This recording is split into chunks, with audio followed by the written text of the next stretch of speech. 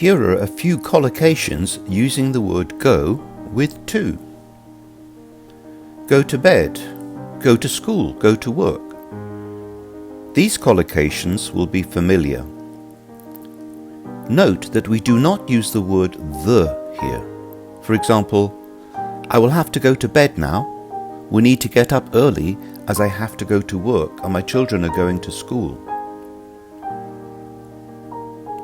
Go to a meeting. We use this to signify that we will be attending the meeting. For example, I'm afraid she's not in the office. She's gone to a meeting and will be back later this afternoon. Go to jail. Lovers of the game Monopoly will instantly recognize this collocation. It is one of the bad squares on the board.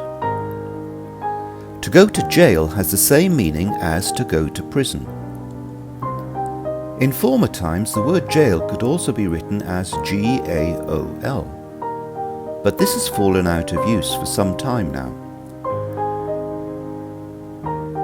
G-A-O-L is pronounced in exactly the same way as jail. We can find the old spelling in a famous poem by the 19th century author Oscar Wilde, who composed the Ballad of Reading Gaol in 1897. Go to war. This means to start hostilities with another country or tribe. For example, the government agonized over the decision whether to go to war or not. The following collocations have something in common. They involve travel. Go on a trip. This means to start a short visit. We can go on a trip to the countryside, the seaside, or the mountains. It refers to a holiday when we are indicating that it will be a short break. As a noun, the word trip can be linked to the word business. For example, he is away from the office as he has gone on a business trip to meet his counterpart in the Amsterdam office. Go on safari.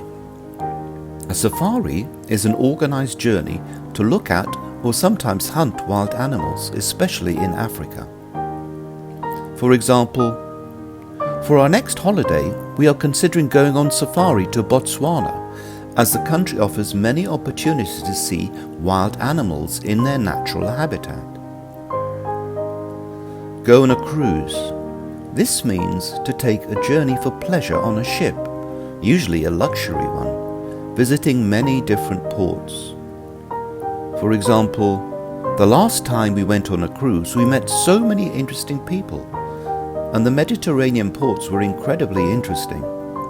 Sadly, with the pandemic, there are no longer cruises operating at the moment.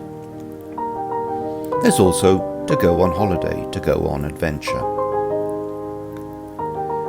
When we're talking about some form of exercise, we can use a noun plus the word for. Go for a run, a walk, jog, a swim. For example, do you fancy going for a jog this afternoon? I'm planning to set off at 2 o'clock. When we refer to some sort of eating or drinking activity, again, we use a noun plus the word for.